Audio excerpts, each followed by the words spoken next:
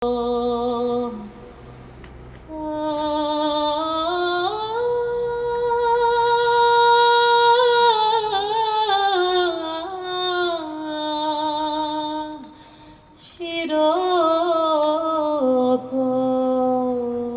umetnica je meni korona prišla nekako prav. Jaz sem potrebovala ta prostor in ko govorim s kolegi umetniki, nekako tudi so se nekako dotaknili. V meni so se lepe stvari dogajale, torej prostor za nove stvari, za počitek, tudi za naučiti se novih stvari.